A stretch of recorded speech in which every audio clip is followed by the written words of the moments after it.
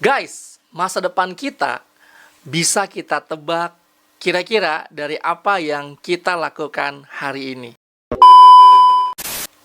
Ya mungkin kalian gak akan percaya langsung dengan apa yang gua katakan tadi. Tapi ini adalah hasil analisa dan riset gua secara pribadi dari orang-orang yang gua kenal dalam 10 tahun terakhir ini. Gue lihat ada 3 hal yang bisa kita lihat pada diri kita untuk bisa tahu kira-kira kedepannya kita kayak gimana. Karir kita akan naik terus atau turun. Atau kalau kita punya bisnis, bisnisnya akan jadi besar atau enggak. Ataupun hal lainnya seperti intinya nih ya, orang akan naik terus atau enggak nih dalam hidupnya, dia akan sukses enggak nantinya. Kita kalau misalnya sudah lihat video ini sampai kelar, kita bisa coba refleksikan ke diri kita sendiri dan juga ke teman-teman di sekitar kita. Dan kita coba bandingkan aja dari hasil proyeksi dari 3 hal ini terhadap apa yang terjadi nanti dalam 5-10 tahun ataupun 20 tahun ke depan. Hai teman-teman, jangan lupa subscribe, like, comment, and share. Gue akan mulai ya. Yang pertama adalah dari sisi kebiasaan kecil. Nah ini nih, kebiasaan kecil adalah sesuatu yang sangat penting. Karena kebiasaan kecil membentuk masa depan kita. Apa yang kita lakukan secara berulang itu akan menguat ya, sejalan dengan waktu tentunya akan menguat dan melekat pada diri kita dan membentuk masa depan kita. Dan ini berlaku di semua hal dari sisi misalnya keuangan. Sesimpel keuangan, setiap bulan kita pernah nggak menyisihkan pendapatan kita? Oke, buat yang menyisihkan angkat tangannya, buat yang nggak sama dengan gue. Nggak ada alokasi dari sekarang ya kemungkinan besar akan seperti dulu terus. Dan kalau ini dilanjutkan sampai ujung dari satu kebiasaan kecil ya, mungkin kita sampai di ujung itu mungkin nggak ada dana untuk hidup di masa depan. Ingat, dari satu kebiasaan kecil terkait dengan keuangan ini penting banget untuk masa depan kita. Ya, karena kita juga nggak muda terus guys. Kita akan sesuatu yang pasti. Secara usia, kita akan menjadi tua. Kemudian selanjutnya, dari sisi kebiasaan menolak. Nggak bisa nggak enak kalau kita nggak nolak. Atau kita jadi orang yang nggak enakan. Nggak enak betul, nggak keluar dari mulut untuk bilang nggak bisa. Nah, ini sangat penting karena walaupun ini yang kecil, ketika hal-hal kecil ini menumpuk dan melekat pada kita, kita nggak akan pernah bisa menolak di hal yang besar nantinya. Dan ada hal-hal besar dalam hidup yang akan datang ke kita, yang harus kita tolak. Ya, ini bersyukur banget buat kalian yang orang-orang yang tidak pernah nggak nolak, ya. Atau mungkin di sini ada yang selama seumur hidupnya dia orang yang nggak enakan. Ya, jadi plus minus ya teman-teman.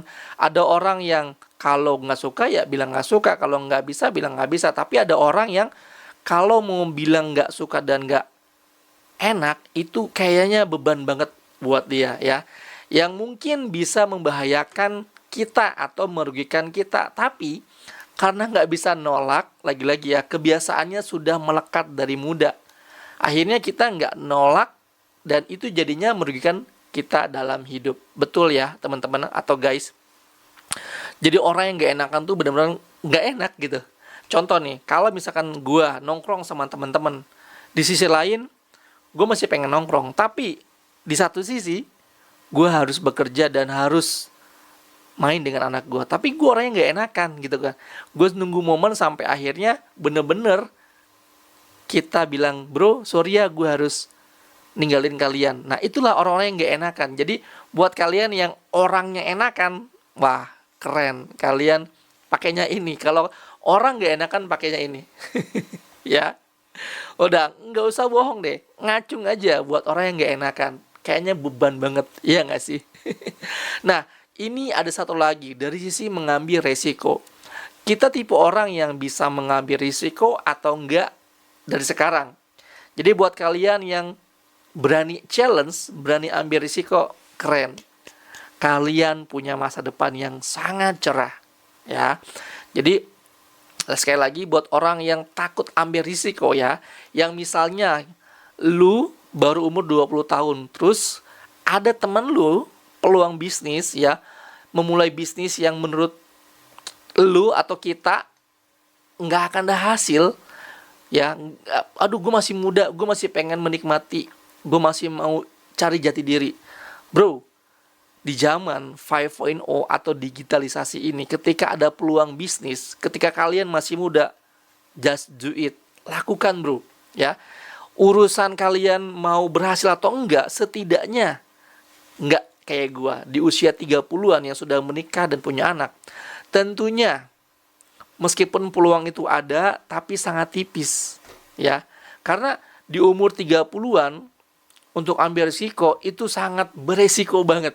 Ya, di satu sisi di umur 30-an yang sudah menikah dan punya anak, dia mementingkan, dia memikirkan anak dan istrinya ketika dia mau ambil risiko. Ya, jadi semua orang-orang atau teman-teman di usia 30-an ke atas biasanya mereka cari aman, ya. Mungkin berada di comfort zone. Kalau para motivator jangan terbelenggu sama comfort zone. Itu bullshit, man. Ketika lu di usia 30 mau ke 40 mau ambil risiko, tentunya kalian ada yang namanya comfort zone. Kalian menikmati masa dimana kalian sedang di zona nyaman. Itu nggak apa-apa daripada kalian di usia 30 ngambil risiko. Motivatornya cuma gini doang bro. Ya, tapi ketika sudah termotivasi, otaknya kebuka, nah bingung tuh ya mau diapain, ya nggak sih? Ya tentunya kalau kalian masih di umur 20, kalau kalian punya challenge, ambil challenge itu tentunya. Kalau kalian tidak berhasil juga tidak terpengaruh secara signifikan ya. Paling tidak kalian resikonya adalah kalian masih muda gitu kan ya. Resikonya itu kalian usia muda. Jadi jangan takut untuk ngambil resiko ya. Soalnya kalau di usia 30 ya mungkin keberaniannya juga semakin menciut. Jadi ini setiap orang menurut gua harus merefleksikan kebiasaan-kebiasaan kecil dia lakukan setiap hari di segala bidang. Jadi ketika kita melakukan sesuatu aktivitas tertentu, coba deh refleksikan hal-hal dalam 10 tahun sampai 20 tahun ke depan. Kalian pikirin deh, untuk kalian-kalian yang masih muda, jangan ya dek ya, buang-buang waktu di masa muda. Jangan dek ya, jangan takut ambil resiko. Jangan dek ya, jangan takut buang-buang waktu selama kalian masih muda. Oke, selanjutnya yang menurut gua bisa kita lihat dari kita yang untuk bisa memproyeksikan masa depan kita, bisa lihat orang-orang sukses itu biasanya teman-teman atau orang-orang yang paling dekat dengan dia, mungkin 5 sampai 7 atau 8 orang teman terdekatnya yang mungkin bisa kita juga sering dengar pepatah lama, kalau mau wangi ya berteman sama ahli minyak wangi. Memang sangat berpengaruh. Kenapa? Karena orang sekitar itu bisa mempengaruhi. Kalau dari sisi ilmu, kalau orang sekitar kita adalah orang-orang yang berkualitas di dalam bidangnya, otomatis ilmu dan pengalaman yang masuk dalam kepala kita adalah yang berkualitas. Juga peluang bisnis, kalau dalam konteks bisnis mereka juga yang kerja keras dan ambisi cari ide baru, perlu bisnis yang datang ke kita itu juga semuanya akan berkualitas. Ini sampai dengan alam bawah sadar tentunya. Ya, misalnya orang sekitar kita semuanya berambisi, banyak pencapaiannya. Teman-teman dekat kita juga akan terpacu untuk mau coba untuk memainkan diri kita.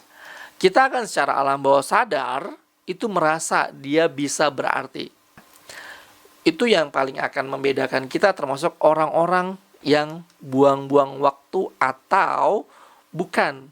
Ya, jadi kalian masuk kategori orang-orang yang buang waktu atau bukan. Ya, jadi kalau orang sukses itu biasanya setelah waktu utamanya dia ada yang baca buku, ada yang telepon koleganya ya. Pokoknya orang-orang sukses itu gue yakin dan percaya dia memanfaatkan waktu semaksimal mungkin ya. Ya kalau yang senangnya nongkrong dan buang-buang waktu ya 5 tahun ke depan pun ya kalian akan seperti itu gitu ya. Oke, gua rangkum lagi ya. Jadi ada 3 hal secara total yang bisa kita lihat ataupun kita refleksikan juga ke diri kita. Untuk melihat kira-kira ujungnya nih ya kita akan menjadi apa.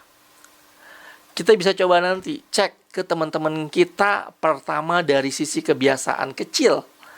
Hal-hal kecil yang dia lakukan dari segala aspek, dari keuangannya, kemudian dari sisi dia punya sifat karakternya, seperti apa dia berani ngambil resiko atau enggak ya. Kemudian dia ketika ada masalah orangnya seperti apa, itu akan kelihatan. Yang kedua adalah dari sisi pertemanan, dari tahun ke tahun. Coba bandingkan deh, 5 tahun ke belakang sampai hari ini, kira-kira pertemanan kalian itu nambah atau itu aja ya.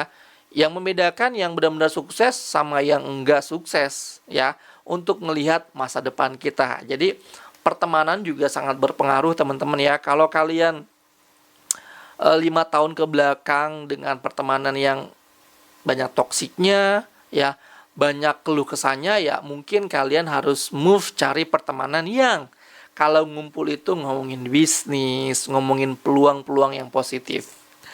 Oke guys, terima kasih sudah menonton dari awal sampai akhir konten ini. Dan jika bermanfaat, kalian bisa share ke siapapun. Mudah-mudahan bisa bermanfaat juga dan menginspirasi buat yang lain atau yang nonton. Dan jangan lupa subscribe, like Asak Production, dan mari kita diskusi di kolom komentar. Enjoy!